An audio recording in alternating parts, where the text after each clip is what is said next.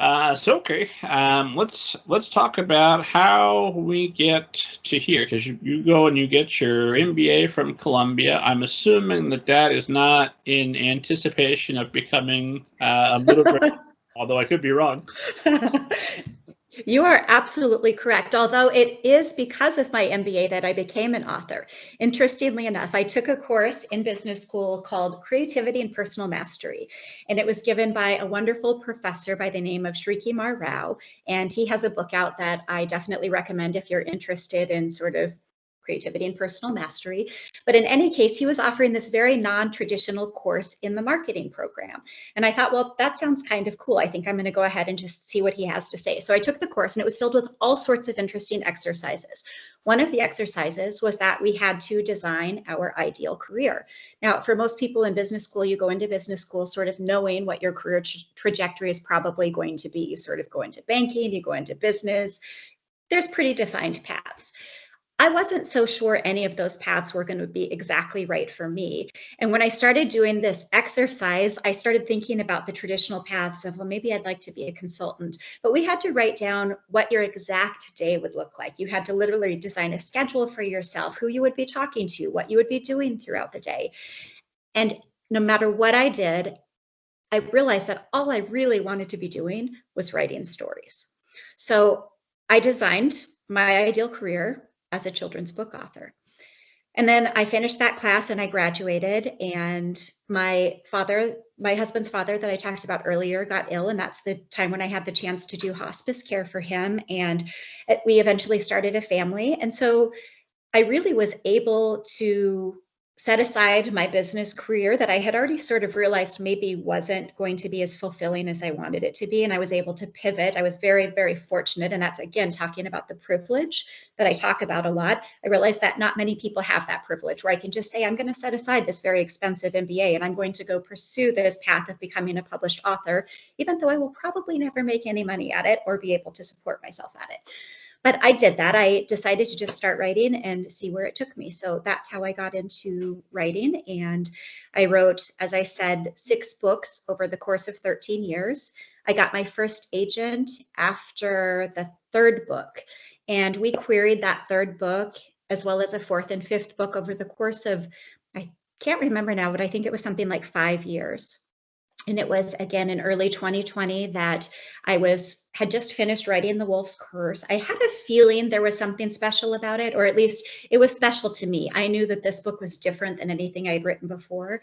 So my agent and I had a real heart-to-heart, and I adored my first agent. We had a fantastic working relationship, but we both agreed for whatever reason, it's not working, whether we're just hitting the wrong editors, whether she's not giving me the editorial guidance I needed.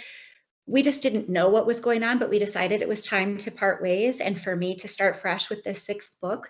So that's where the real magic in my story happens, the Cinderella story you talked about, because I had been practicing craft for 13 years at that point. I had been doing nothing but reading and writing. And I was introduced to a Newbery author by the name of Erin Entrada Kelly, who I believe you just had on the show recently, if I'm not mistaken. In fact, if esteemed audience wanted to enjoy that episode, it's episode 125. Check the back catalog, well worth your time. Yep, for sure. So Erin was a Pitch Wars mentor, which was a program that I had started mentoring as soon as I got my first agent because I wanted to give back to the literary community. Again, I had studied craft for so long and I wanted to be able to share that with people who didn't have the same level of privilege that I did. So I mentored through Pitch Wars, and Erin posted something on one of the mentor boards, and she said, I am teaching a class, I think it was at UCLA, and she said, I'm looking for the opening 5 pages of stories to share with my class, and I'll have them critique the stories and I'll share my critique. So if anybody wants to share, please send me your work. Well, of course, this was an opportunity I was not going to pass up. So I very quickly sent her my pages, and I didn't hear anything from her for a few weeks. And then one Saturday night, I got a direct message on Facebook from her, and she just said, I'm obsessed with this story. And at that point, I pretty much died a happy death, and my life could have ended and I would have been just fine because Erin Entrada Kelly loved my story. But of course, I thanked her, and she said, I'm going to teach it tomorrow. And I said, well, I'm really glad to hear you like it. And the next day she said, you know, my class really didn't have any feedback. I ended up using this as a text of really perfect writing and how you can do things right.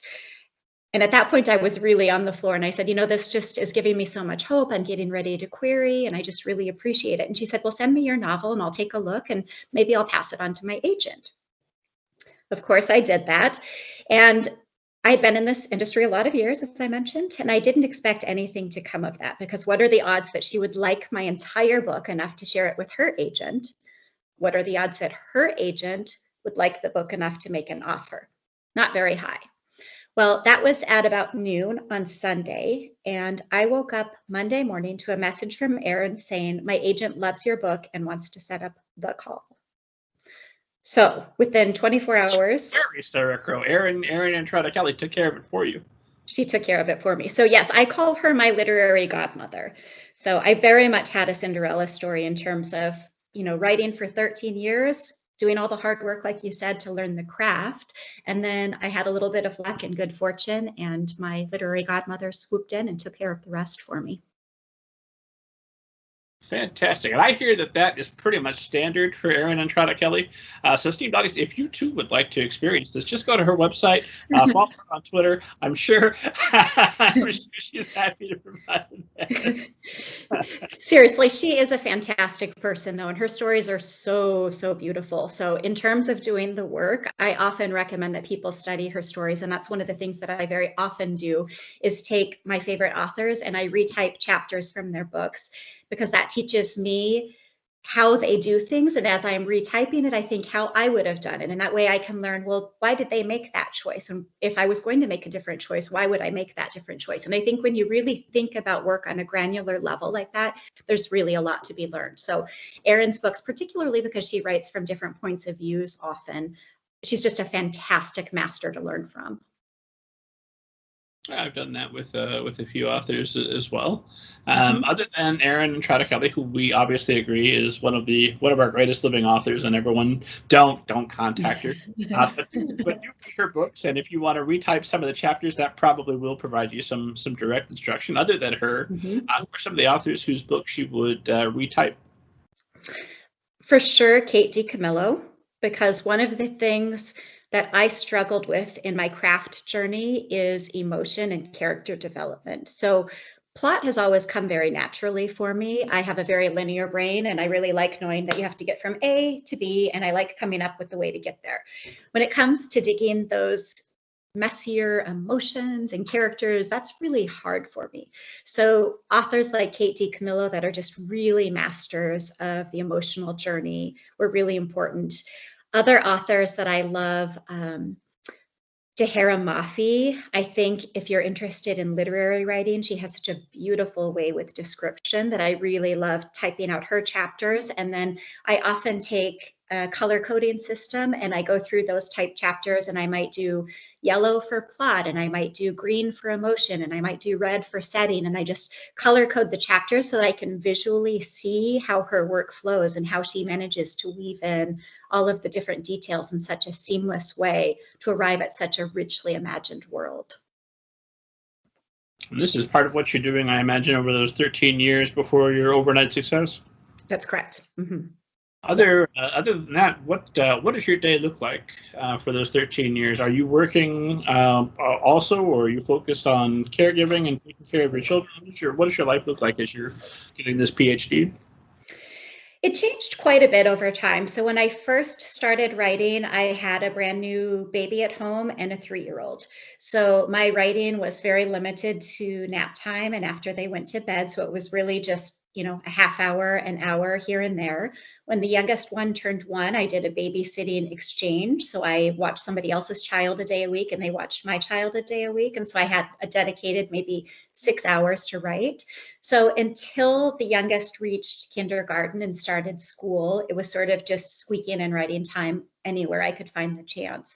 And then when they started school, I decided to take it more seriously.